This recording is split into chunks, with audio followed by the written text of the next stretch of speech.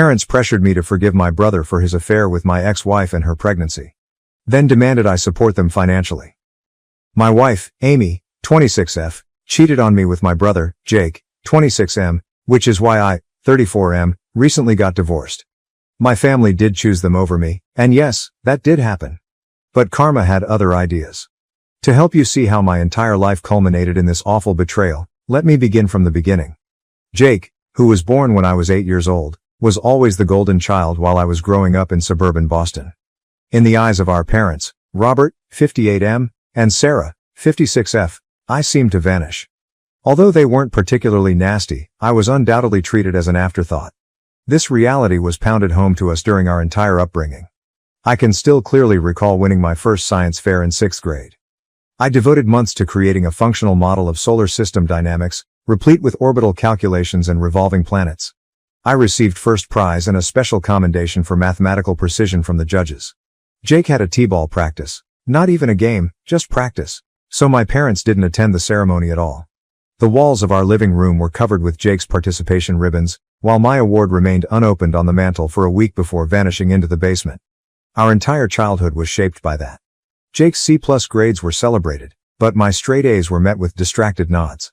My mother first expressed concern that Jake could feel bad about his regular classes as a result of my enrollment in the advanced placement program. Jake received a new automobile for his 16th birthday to help build his confidence, according to Dad, whereas I had to start working part-time at 16 in order to earn money for college and buy my own clothes. Graduating from high school was very difficult. Instead of seeing me get my graduation and give my valedictorian address, my parents spent most of the ceremony photographing Jake playing in the stands when he was just 10 years old. Jake was whining about being bored, so they didn't hear me announce my MIT scholarship. A celebration dinner for Jake's early baseball season was transformed into a party. Because Jake seems a little down about all your achievements, Mom even encouraged me to tone down my presentation of my college intentions. I scarcely noticed that I had been accepted to MIT on a partial scholarship because Jake had recently made the junior baseball team. That's nice, honey, but did you hear Jake might make a starting pitcher next season? Mom said. I recall. I came to the realization that nothing I ever did would be sufficient at that point. I served as the practice child, the test subject for Jake, their actual parenting endeavor. With my scholarship, the money I saved from 3 part-time jobs, and the resolve to never look back, I set out for MIT at the age of 18. Jake had a summer league game the day I moved into my dorm, so my parents left early. They didn't even assist me with unpacking. Those were life-changing college years. I was evaluated entirely on my own merits for the first time. Upon discovering my aptitude for software architecture, I immersed myself in computer science and finished with honors. Several IT organizations were interested in my distributed systems optimization undergraduate thesis, and by the time I graduated I had received 5 job offers. A part of me still hoped that things may improve, so I picked a promising company in Boston. In part because it was near home. I was in charge of my own development team within 2 years, and by the 5th year, I was the youngest senior developer in the company's history. My folks were too busy assisting Jake with his 3rd college major change to really understand what I did for a job. 4 years ago at a tiny coffee shop close to my workplace, the real turning point in my life occurred. Amy and I met there. While completing her teaching degree, she was working as a barista. She somehow managed to recall each regular's order as well as a personal characteristic. She acknowledged that she had been writing encouraging notes on my coffee cups for weeks before she eventually consented to go out with me. I hadn't even noticed because I had been so focused on my task. 6 hours were spent on our first date. We discussed everything, including our families, anxieties, and dreams. She seems to genuinely get my family's problems. When I informed her about my early years, she responded, "They're blind. They have no idea what they were missing." I felt like I was being seen for the first time. The following year seemed unreal. We prepared extravagant meals together, spent weekends discovering Boston's hidden bookstores, and went trekking in New Hampshire. She pushed me to go for a big promotion at work, helped me get ready for the interviews, and celebrated my success more than anybody else. She shed joyful tears when I asked her to marry me after 14 months, saying she had been hoping I would.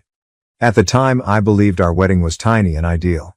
When my family arrived, they talked about Jake's new job opportunity in California for the whole of the reception. In order to show everyone a text message from Jake regarding his second interview, Mom actually cut short Amy's father's toast. In hindsight, I should have recognized it as a warning flag, but Amy dismissed it with a laugh, stating that she thought their commitment to Jake was sweet. Our marriage was everything I could have imagined for 3 years.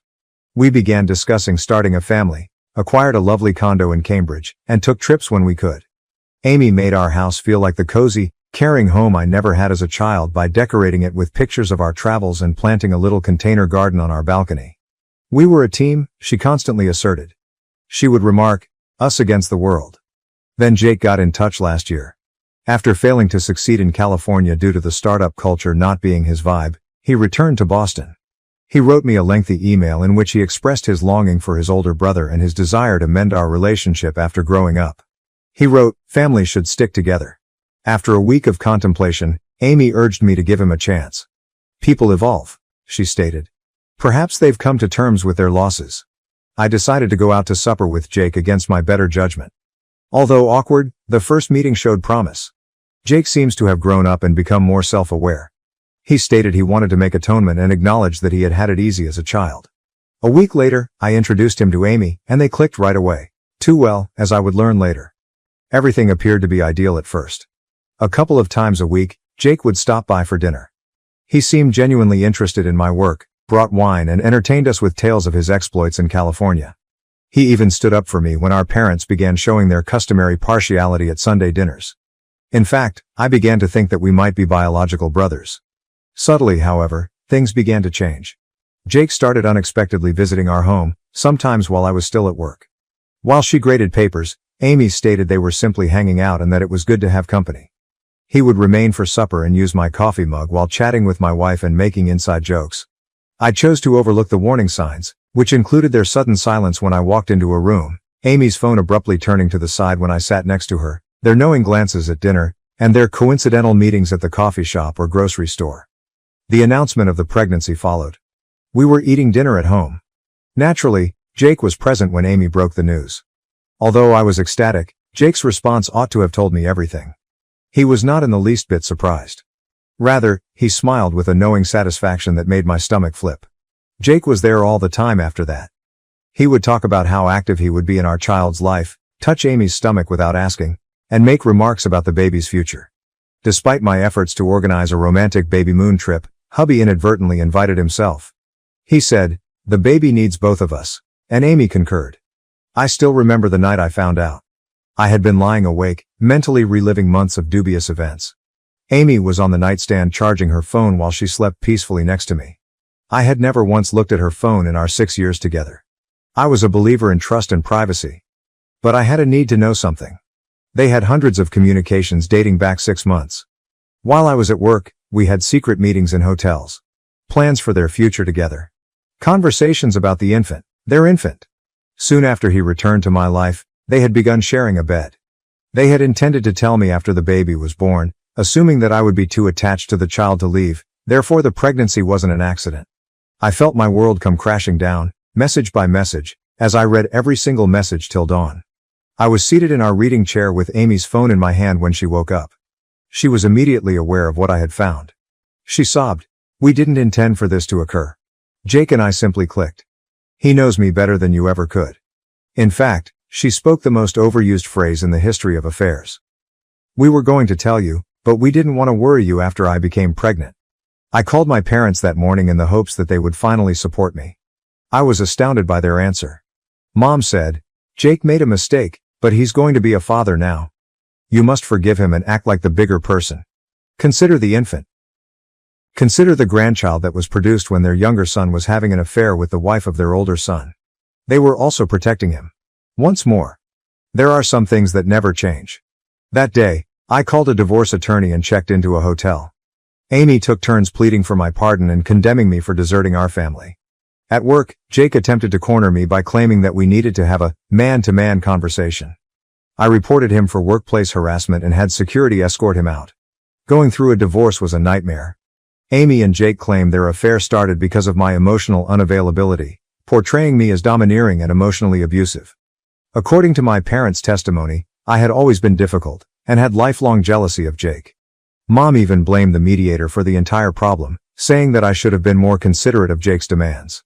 After that, I stopped negotiating. After we went to court, Amy managed to get a respectable settlement. It seems that in Massachusetts, having an affair with your husband's brother does not waive alimony. Small successes though, like preserving the condo and the majority of my pay. I am currently 34 years old, divorced and totally estranged from my family. I've changed my email, blacklisted their numbers, and told building security to never let them in. On certain days I find myself questioning whether there is any way I could have avoided this. If I'd been a better spouse, brother or son. However, I later realized that I wasn't the one who deceived everyone. Turning family against family was not something I did. It's said that everyone eventually experiences karma. I'm not sure if that's accurate, but I do know that I'm sick of being the family's scapegoat. Having to be understanding when everyone else gets away with ruining lives is something I'm tired of. I've lived my entire life as the one who is passed over, the second best option, and the afterthought. No more. However, just when I believed that things couldn't get much worse, they were about to get even more bizarre. Update 1. I assumed my family would finally leave me alone when I stopped communicating with them after the divorce. About a month has passed since everything happened, and I've been making an effort to concentrate on getting better and moving on. However, it seems that they had different ideas. When our office receptionist messaged me yesterday morning while I was in the middle of an important meeting with my development team, she said that my mother, Sarah, was in the lobby and insisted on seeing me. She reportedly spent more than an hour there, telling everyone she just needed to talk to her son. Since my team had seen Jake's prior incident at work, they could tell how uneasy I was. After ignoring her and carrying on with my job, my phone began to ring with calls from unidentified numbers. It seems that my mother had enlisted a number of family members to attempt to contact me. I thought it might be work-related when I finally answered one phone, but it was my Aunt Linda, 54F, with whom I hadn't spoken in years. Not even bothering to say hello, she began, "Your brother and Amy are really struggling. Jake still hasn't found a job, and the settlement money is running low. Well, no one wants to hire him after that. Jake's reputation appears to have been ruined by his affair with Amy, which somehow made its way into his professional network. After doing background checks, a number of prospective employers withdrew their offers. I couldn't help but notice the irony. For once, his actions had tangible repercussions. This is where it becomes ridiculous, though. In addition to purchasing groceries and paying their rent, my parents have also been paying for Amy's prenatal medical expenses. My father's retirement funds are being depleted and they are now in a panic as they run out of money themselves. Their remedy? They want me to provide financial assistance for the woman who deceived me and the brother who ruined my marriage.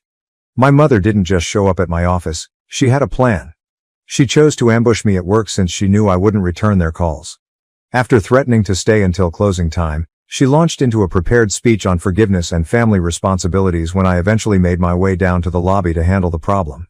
She easily forgot that I had to pay for my own college education when she remarked, "Your father and I have always provided for both our sons. It's time for you to take charge and support your brother during this difficult time." What I was hearing was unbelievable. A rough patch. My wife became pregnant after he had an affair with her, and he attempted to claim the child as his own.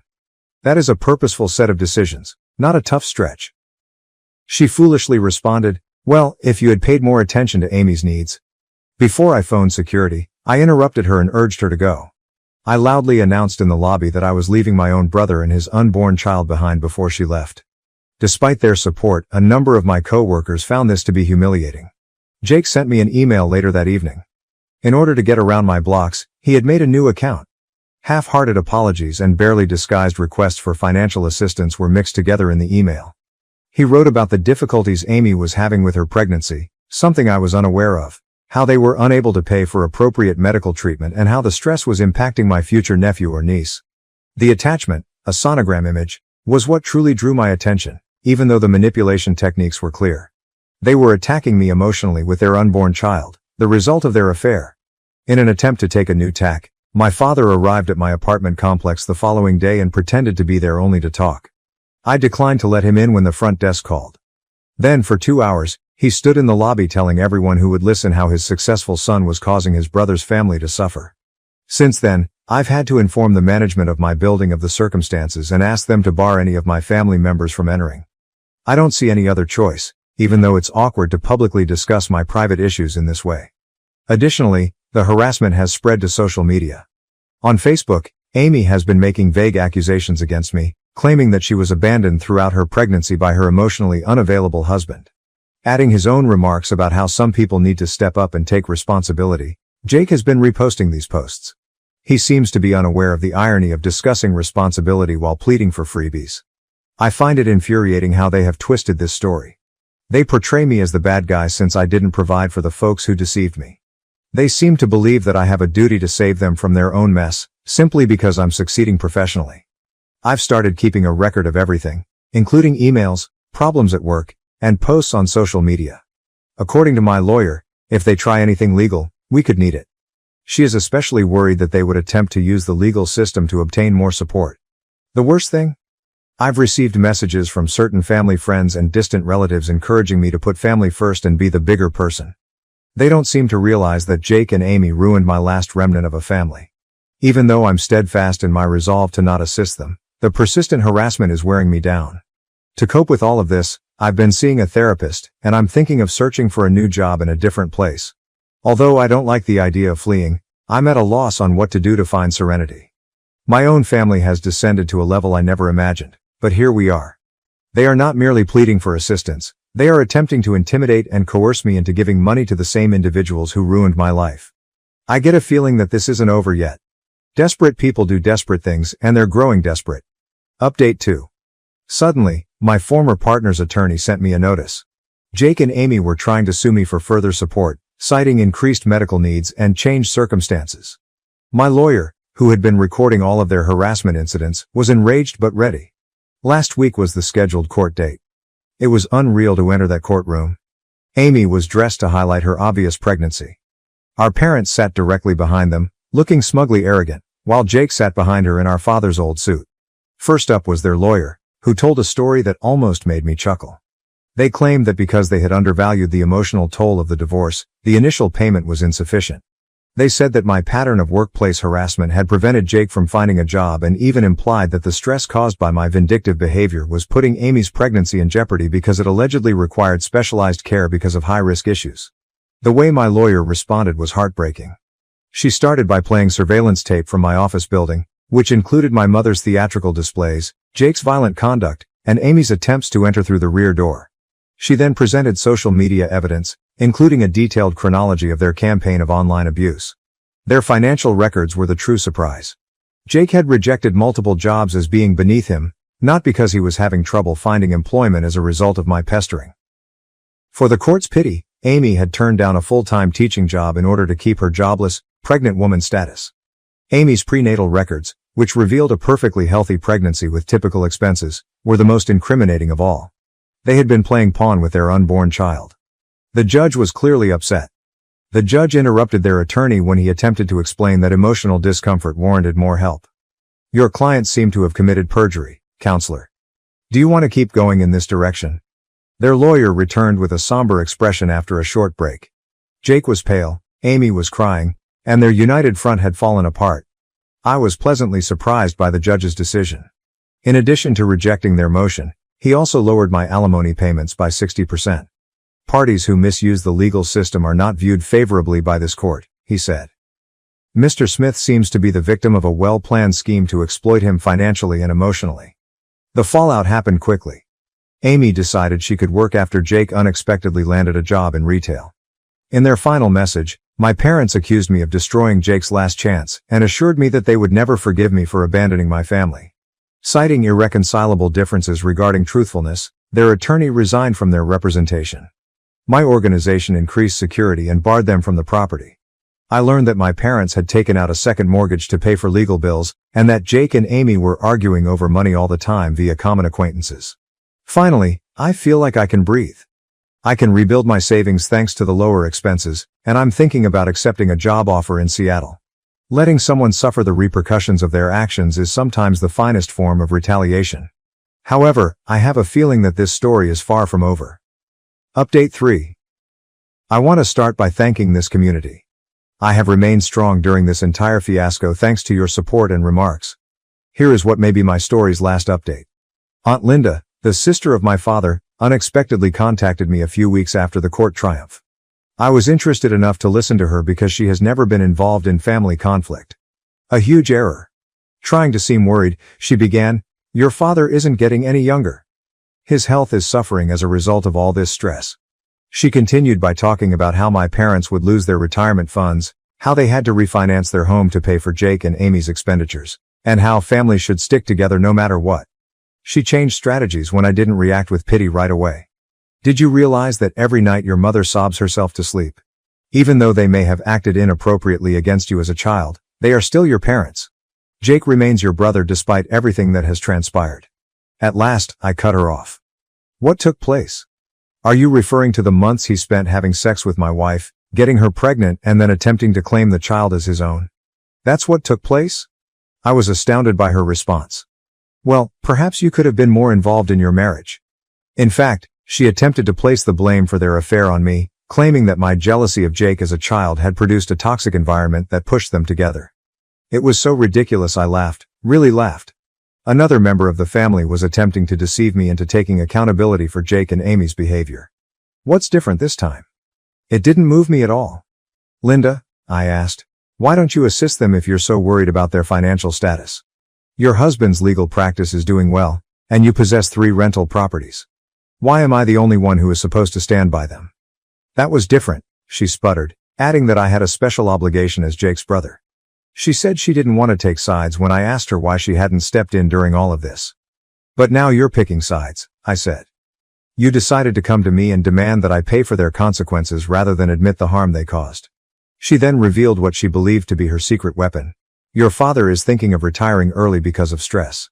The house may need to be sold. Is seeing your folks lose everything because you're too proud to assist what you want? I said, no, Linda.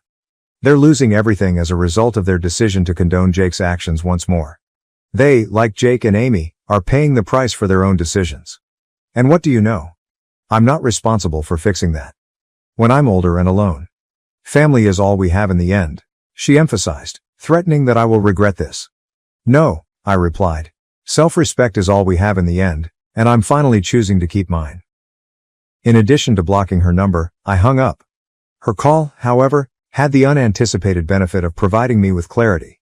I felt truly free for the first time from the obligation and guilt that had plagued me since I was a young child.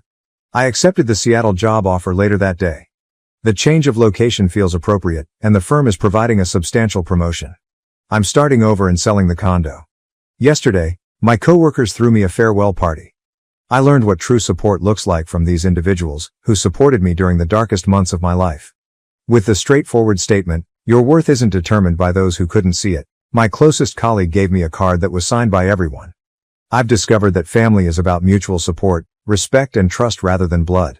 The friends who supported me, the co-workers who shielded me, and ultimately, myself, proved to be my true family. I'm done, to my parents, Jake, Amy, and now Linda. Your decisions brought you to this point, and you are responsible for the results. I'm not available to be your ATM or your scapegoat anymore. For my part, I'm excited for my new life in Seattle. I'm thrilled about the initiatives that await me at my company's renowned West Coast location. More significantly, I can't wait to create a life in which I'm respected for who I am rather than compared to someone else's golden child. Writing my last post from an empty condo, surrounded by stacked boxes, seems oddly appropriate. I start driving west tomorrow. I'll be looking back on my past life, with all of its suffering and familial strife. Yes, their baby was born last week, in case you were wondering. No, I haven't contacted anyone or seen any pictures. I've closed that chapter of my life. Again, I want to thank Reddit for supporting me over this trip. When I was having self-doubt, your encouragement and counsel kept me going. Anyone going through a similar situation should know that their value transcends their family's treatment of them. Walking away is sometimes the most self-loving thing you can do. It's time to go. Cheers to fresh starts. Thank you for watching. If you haven't subscribed yet, please do so and hit the notification bell to stay updated with more shocking real-life stories happening around you.